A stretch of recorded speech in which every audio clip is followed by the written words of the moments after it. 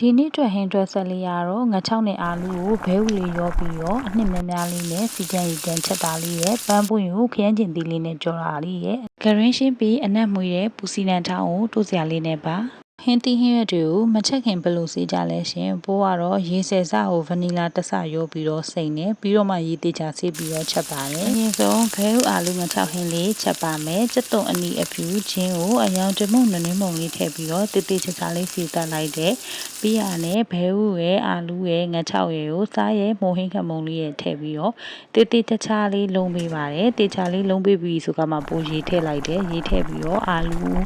ဤအောင်ပေါ့နော်အရင်ချက်လိုက်ပါတယ်ပိုးကဘဲဥကိုမမလေးစားရတာကြိုက်တော့အလိုတစ်ခါရေးထည့်ချက်လိုက်တာပါကဲတော့ဒီဟင်းလေးရရှမ်းနန်နန်နဲ့ပို့လိုက်တယ်ဒါပေမဲ့ပိုးရှမ်းနန်နန်မို့ဖြစ်လို့နန်နန်ပင်များများလေးပဲထည့်လိုက်ပါတယ်ရှင်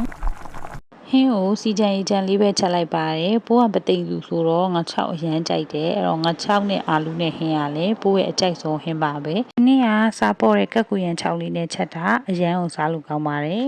ကျက်သွန်နီလေးတစ်လုံးစီတက်ပြီးတော့ပန်းပွင့်နဲ့ခရမ်းကျင်တီလေးကြော်ပါမယ်ပန်းပွင့်နဲ့ခရမ်းကျင်တီကြော်တာတော့ရိုးရိုးရှင်းရှင်းလေးပါပဲပန်းပွင့်ထည့်တယ်ခရမ်းကျင်တီထည့်တယ်ရတာတော့ကစားနဲ့မွေးခမုံလေးထည့်တယ်ရေထည့်ပြီးတော့ဤအောင်ကြော်လိုက်ပါတယ်ခရမ်းကျင်တီနဲ့ပန်းပွင့်နဲ့ဤသွားပြီးဆိုရင်ပန်းပွင့်နဲ့ခရမ်းကျင်တီကြော်လေးရပါပြီ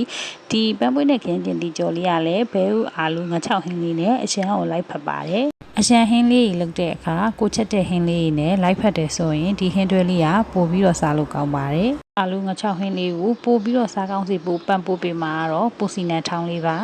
ပူစီနန်ထောင်းလေးကတော့ရိုးရှင်းရှင်းလေးပါပဲပူစီနန်ရဲ့တက်သွန်အနီအဖြူငရုတ်သီးစိမ်းပစွန်ကြောက်စားမိုဟင်းခတ်မုံစီပါယုံလေးထည့်ပြီးထောင်းလိုက်ရုံပါပဲရှင်တိုးစရာလေးမှာတော့အခါလေးလဲစားချင်တာမို့ခွေးထောက်ရွက်လေးလဲပြုတ်ထားလိုက်ပါတယ်ဒါဆိုရင်တော့ဒီနေ့ဟင်တွဲလေးရပါပြီဘဲဥအာလူငါ6ဟင်းလေးရဲ့ခင်းကျင်တီးနဲ့ပန်းပွင့်ကြော်လေးရဲ့ပူစီနန်ထောင်းနဲ့တိုးစရာစီကြံရီကြံလေးချက်ထားဆိုတော့လေထမင်းပူပူလေးကိုဟင်းရည်လေးဆန်အာလူအီအီလေးနဲ့ပူစီနန်ထောင်းမှုံမွေးလေးကတကယ်ကိုနေ